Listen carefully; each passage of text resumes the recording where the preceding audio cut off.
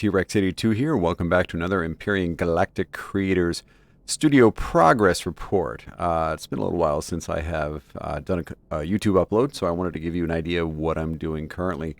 First and foremost, we're going to start off with the Thanatos. The Thanatos, since Alpha 11 dropped, allowed me to elaborate more on it, to give it more thrusters, give it more cargo capacity. So that's what you're seeing here, and I'm hoping to have this out by Monday, or actually that's today in a few hours. I'm going to have this up on the workshop. This is now Alpha 11 ready.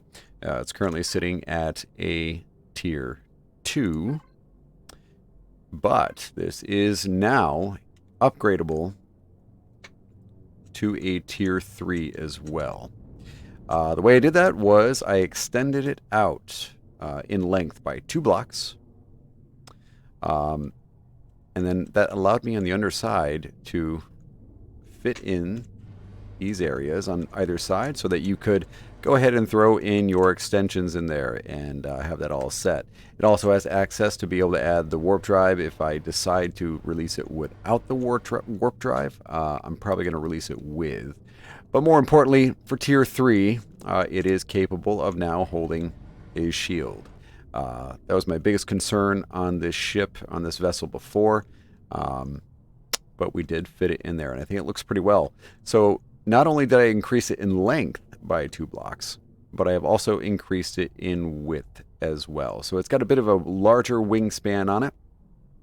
I added these skids on the front here. I thought they looked pretty cool, but it also allowed me to add a couple more of these Gatling guns. So currently as it sits, it is going to be running with 6 Gatling guns at tier 2.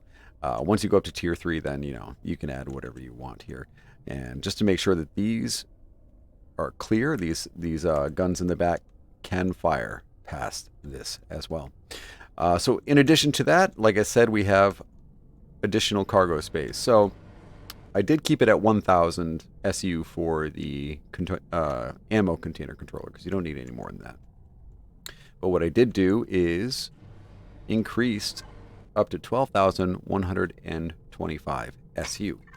Now, if you're playing on a volume server, I ran into a problem where I didn't have enough thrust. So, gladly, I was able to upgrade all of the thrust on here, with the exception of the top. I didn't see any real need to upgrade those at all. But everything in here is a normal. We've got normal tier 2s pretty much all the way around, except for, I believe it was back here. Oh yeah, these large thrusters can be upgraded to tier 2 as well once you go, I'm sorry, yes, tier 2, once you go to tier 3 on the vessel as well. But I was able to fit in these side pods, and by fitting in these side pods, I was able to extend out the thrusters on the bottom. Again, these can all be upgraded as well, and that just allows it to roll a lot better. I ran into a problem on the server that I play on where it does not allow for anything to be in the way of the thrusters. So I did modify this slightly, so there's no longer this long hook coming around over here. It kind of just looks like a rail here that's here to support these. I did the same thing in the back. I kind of separated these 2 areas. I think it looks just fine, but it allows those thrusters to have a clear path to where they need to be going. But yeah, there it is. That's the Thanatos A33 now, Mark II. And I hope to have this up, like I said, a little bit later today. But what I'm really excited to tell you about is what I've been working on other than this. And Strange Brews was on the live stream with me, and he was really taking a look at it and just kind of following along. And he's had a lot of input on it as well.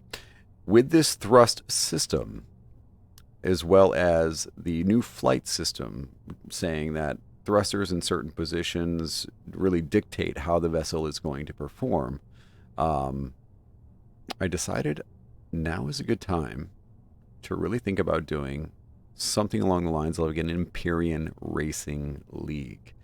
Right now it's just for SVs. It is something that I would think about doing for HVs as well in the future.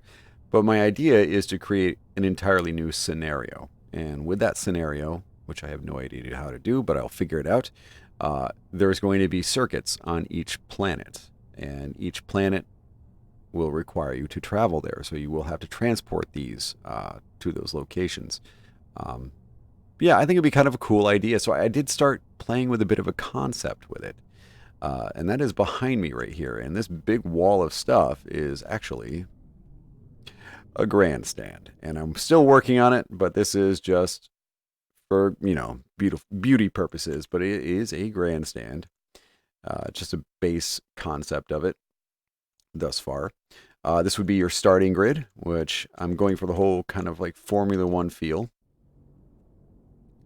And what I decided to do is come up with this concept here. So green obviously means you're headed in the right direction. Red on the other side, this one doesn't show it, but on those pylons out there, you can see there's red saying, well, you're going the wrong way.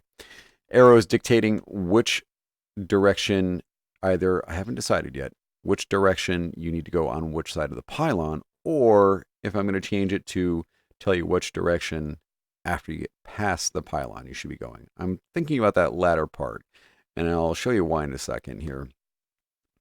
That's because over here on these pylons themselves, I figure what I can do is the boxes on the side indicate which, not only that you're heading in the right direction, but also which side of the pylon you should be going on. So then I should be able to change these arrows to tell you which direction you need to go after the pylon. Now with that done, I decided to obviously create a whole course here, and I'll demonstrate that in a second, the idea behind it. But I was like, you know what? My Thanatos actually looks pretty damn racy. So I changed everything over to carbon fiber and came up with this, a more Formula One looking Thanatos. So I've gutted everything. I've taken all the weapons off of it. I have taken out the warp drive. I've taken out every single thing. So this is just a shell, engines, and your fuel tanks. And I may even bump that down to just one because you don't need that many. And as well as the generators required to run all these thrusters. By doing this, this puts this, believe it or not, into a tier 1 space. So that's kind of cool.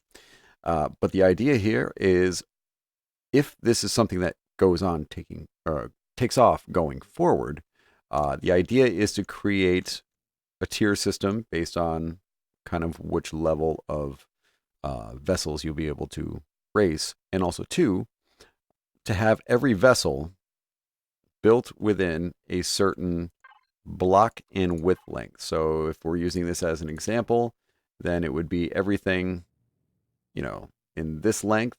So the vessel would have to be this length and it would have to be this wide. You can build whatever shape you want inside of there, but it must be the exact length and width. And I think that's a good idea because that'll just show, it'll have it set so that every vessel doesn't exactly look the same. But yeah, let's take it for a little test spin, and hopefully I don't completely embarrass myself. And again, this is just a proof of concept. I'll go ahead and take a lap, and you guys let me know what you think down in the comments. Hit the likes if you like this idea and you want to see this going forward. Hit the thumbs up. If not, hit the thumbs down, and we'll take a little poll that way. All right, so let's jump in. I got this thing fueled up. And here we go. Actually, no, hold on, timeout. Reset, do over. I like to do it without the HUD because it just makes it a little bit clearer to see. All right, there we go.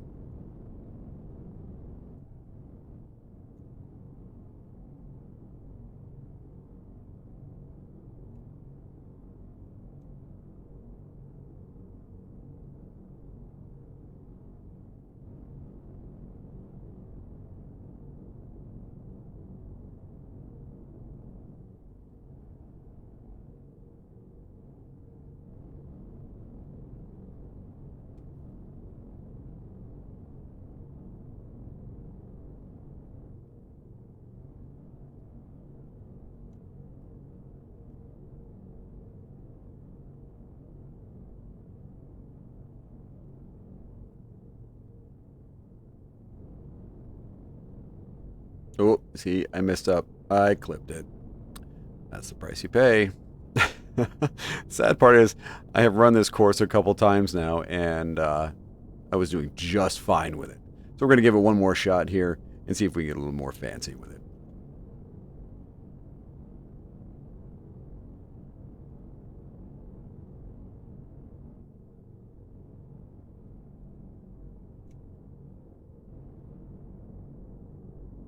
Oh, see, overshot. Ooh, boy. Once you start to get in trouble, then you're in real trouble.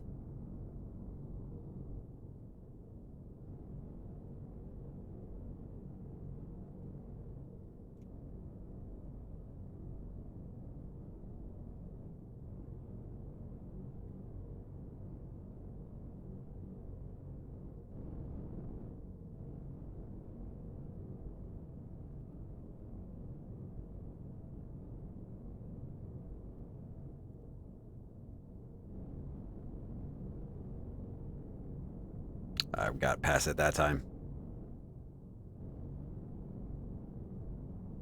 Oh, cut a little too much there. Oh, going wide. All right, so that's it. That's the whole idea of it. And my whole plan is, if this is something that I'm going to be doing, is to create an entire, well, a racetrack. I want to have a whole grandstand. I want to have the infield. I want to have, spots to park all of the racing vessels, that kind of a thing. But yeah, I tried doing this at night as well. Give a little night shot there, and it's pretty dang sweet, if I don't say so myself. I did fly it a couple times, and it wasn't a problem. The real problem is when you start to go into sunset and sunrise. And that's when things get dicey. But hey, that's the way it is in racing in real life, so I kind of like that way. But I'm going to cut that video short. Let me know what you think, guys. I think it's a pretty good idea. But until next time, thank you all for joining me. Keep your heads above the hard deck, and I will catch you later. Bye-bye.